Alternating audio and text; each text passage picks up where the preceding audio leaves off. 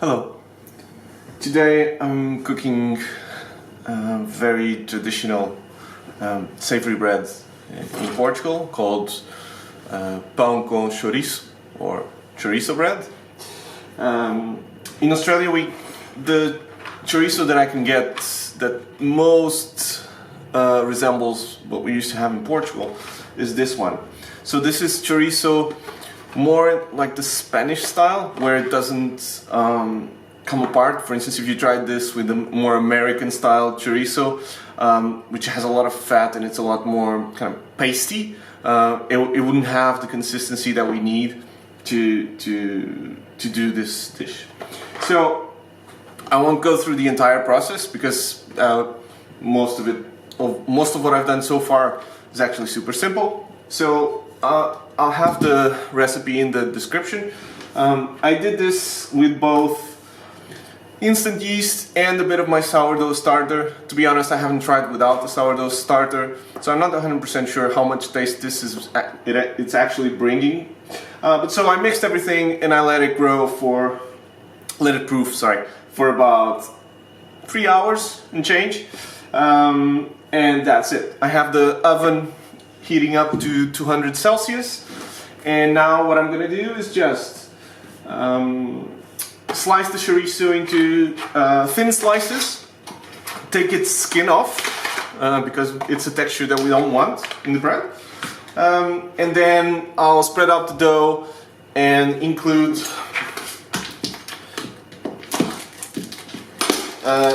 some of those chorizo slices into the bread.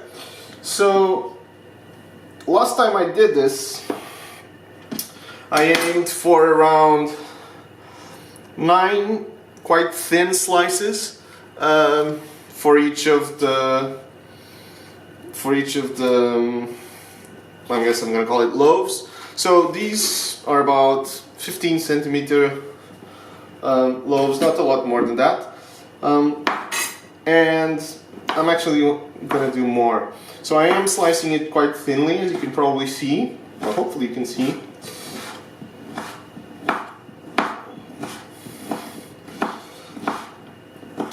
And the reason for such thin slices is because chorizo is quite fatty, and so if we don't have thin slices, the fat isn't going to render so well, and also basically it'll just end up soaking the entire bread.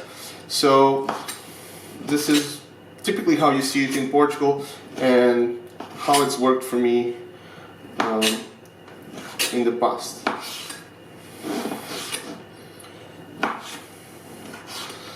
Okay, I think this will probably be enough. So I'll get going with this one, and if I need an extra piece of bread, I'll go for it. Where's my...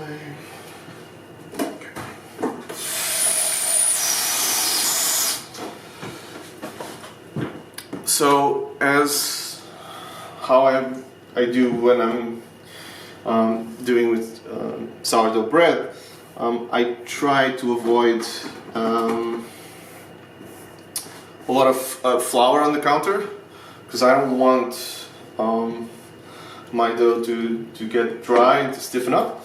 Although these ones, we are actually going to dust them with flour after we shape them. But so for now, I just want to have relatively moist hands so that I can handle the dough without it sticking to everything. Of course, I've cleaned the counter just before starting. Just want to make sure that whoever's having this bread isn't having anything else with it. Alright, so this is 400 grams of flour and 100 grams of starter. So this yields more or less 4 of the loaves, or at least that's what it's been yielding the other times I did it. So I'm just going to go ahead and split this in 4, and I'll go from there. Wait. As you can see, this is quite soggy, but it's fine. We're gonna lean on our bench scraper a lot, so that we don't do too much manual work. All right, let me see if I can get some better light on here, but not really. It's the end of the afternoon here in Sydney. It's lovely weather. Let's see.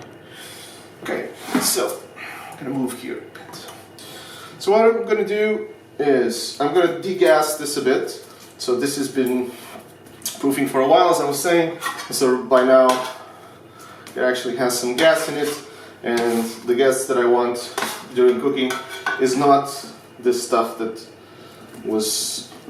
this was generating until now. Is the growth that it's going to do while it's baking, right? So I'm just going to put some slices here. Okay. Don't need to be too kind of stricky or picky with how you distribute them. Overall, it's all going in your stomach. So, all right. So now I just wrap it on itself. Again, doesn't need to look super pretty, and I'm gonna leave it here while I do the other ones, so that I only dust with flour at the end, and this way I won't have a lot of flour on my countertop as I'm trying to manipulate these guys with wet hands, because that will be a recipe for a big mess. And it does look like I'm gonna have to cut a bit more chorizo. We'll get to it in a second.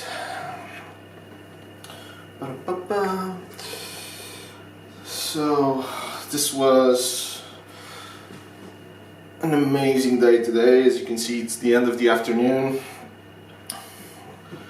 Super good weather. You can feel that spring is coming. Hopefully we got a good summer starting to kick in. Right.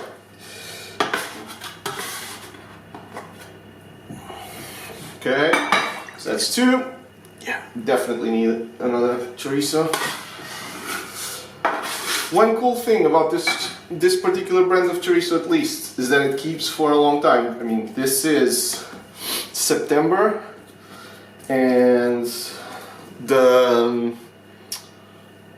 suggested best buy date is, I think for this one, is January or something. Yeah, no, 15th of December. So so this keeps for a really long time, before you open it, of course. After you do, not so much. So although it's almost always that I've looked for it, it's been available, I do like making sure that I always have one or two at home. One other thing where this is amazing, and again I do use with this particular brand, is chilies. So in Portuguese cooking, a very traditional dish from the north of Portugal, also quite popular in Brazil, although with some differences, is called feijoada, which is beans, and typically it has different cuts of meat in, and typically it'll have some form of sausages, charcuterie inside, typically chorizo, or something that we call linguiça, which depending on the area may be a bit more spicy. So there's of course, as with a lot of things, there's a lot of difference from region to region, but it's a quite popular dish.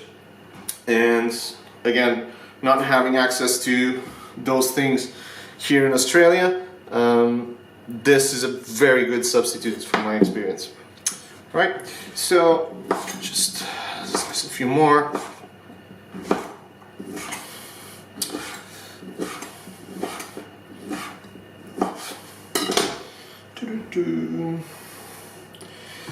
And after we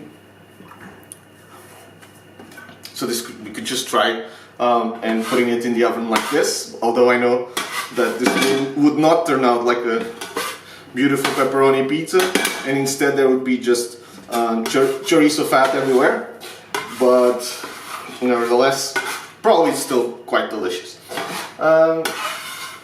So before we put it in the oven, we are going, as I said, to dust it in flour, and we're also going to do a few cuts. And so those cuts I do it because they're traditional. To be honest, I'm not 100% sure of their advantage, but there are two things that I know. One is it's gorgeous when some of the juices from the chorizo kind of ooze out from there. And the second is the bits of chorizo that are exposed by those cuts, they kind of toast and caramelize a bit in the oven. And maybe caramelize is not the right word, but I think you understand what I mean. Just my art reaction. And so they end up super tasty. So I guess this is one of those things where I won't really mess with tradition too much. Cool. So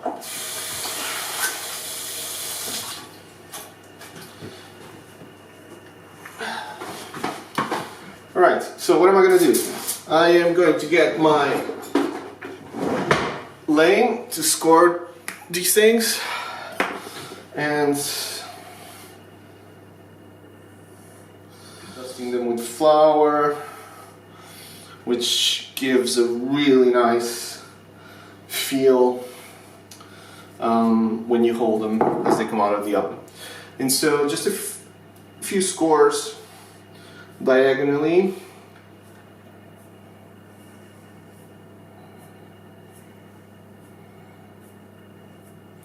It'll also probably allow the bread to grow in the direction that we most want it to, instead of whatever it can.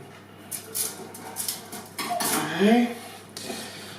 I'm always super clumsy in this phase, but to be honest, I'm not really looking for something very pretty. I'm looking for something very tasty, and that kind of comes for free here.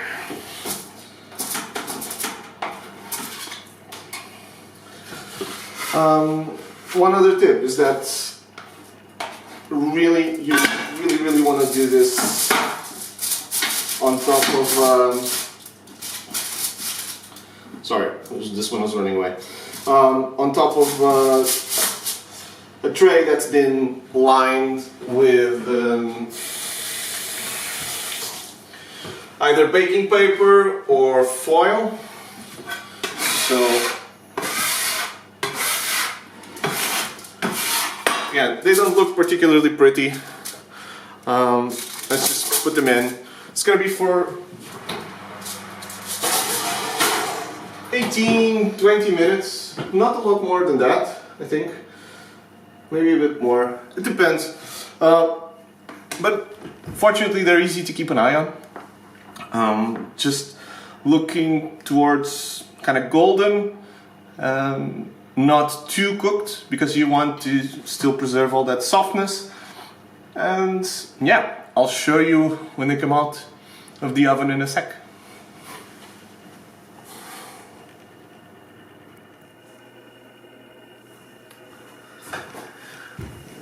Okay, so this is super funny. So I'm gonna take them out of the oven. They've been there for about 25 minutes,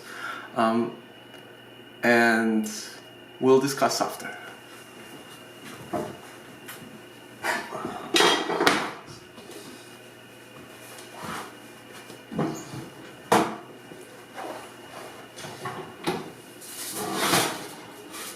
So apparently the other times that I've made this, Alexa, stop. I probably didn't put them on this grid, or they were less hydrated. I don't know, but so whatever is the reason, they are baked around the grill like a tiny cloud. So I guess we could say that this is a bit of a disastrous result, but at the same time they smell so good, so I'm quite sure that there's still going to be a delicious result. Let me zoom in just to show you what I was saying about those cuts. So you see that the chorizo really toasted here, a little bit of the fat came out, the flour is still here. So yeah, I'll try to get one off the grill and cut open to show you guys. Give me a second. Yeah, I was going to do this while I wasn't filming, but I realized that this is probably going to be the best part of any video that I make with this. So yeah, I may need to speed up the video. I'm not entirely sure how I'm going to approach this, but I am, yeah. This is the fun with cooking, I guess.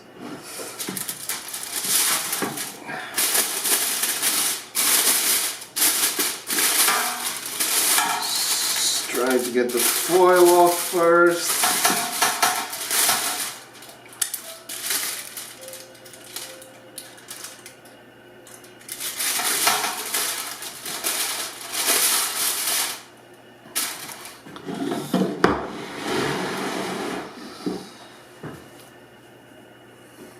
Okay, I think this is a step in the right direction. Wow, they really are in there. So it's like, yeah, I think I'm gonna have no choice but to cut around this. Maybe, yeah, maybe I need to flip them like this.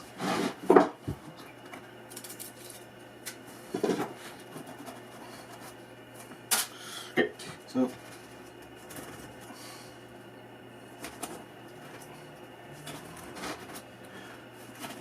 this is fun, fun, fun, fun. If you're Portuguese and you're watching this, well, I don't know. No, I was gonna say, if you're Portuguese and you're watching this, you have permission to make fun of me. Actually, if you're watching this, you have permission to make fun. This is so hilarious. Now, does this work?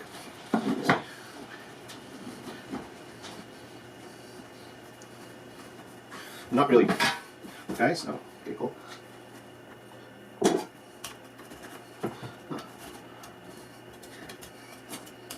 Such a shame.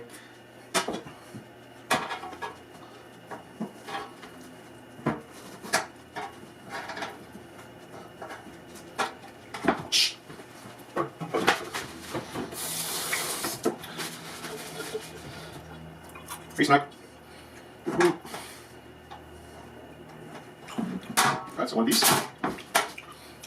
We're 25% in. We're gonna get there, team. By the way, you may be asking yourselves, there seems to be a lot more dough on the side that you're cutting. Why don't you cut on the other side? Because the chorizo didn't come through. So, if I were to cut the top, I would need to cut through all the chorizo slices, and I think that would be an even worse solution. So, I don't know. Next time, I'll try the other way around.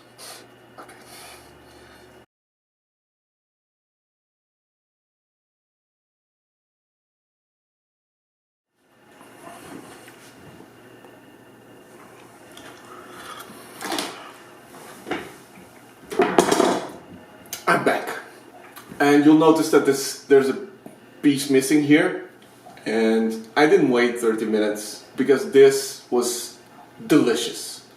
So I'm just gonna go ahead, take care of the other ones, slice them up, and pick up my wife from work with Tupperware with chorizo bread chunks, and yeah, I think she's gonna be happy.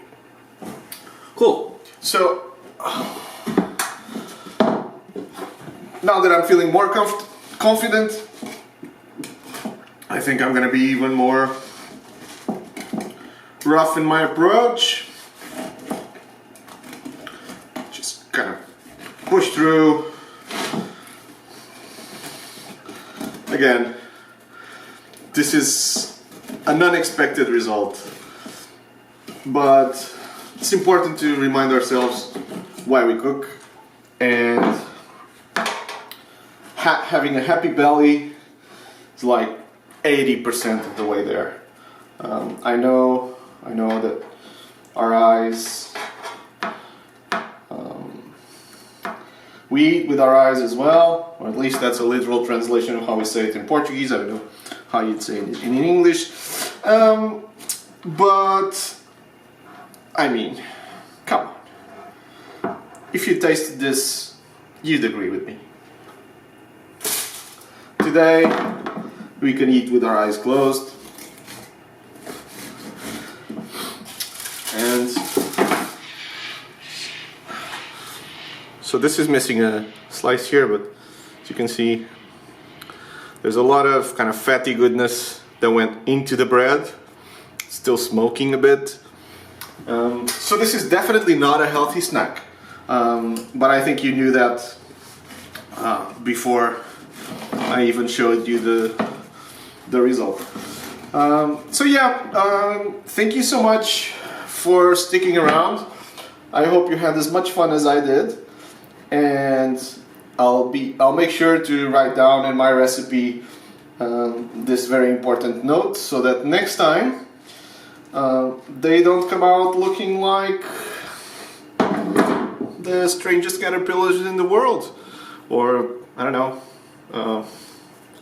special cloud, or yeah, the world's ugliest six-pack.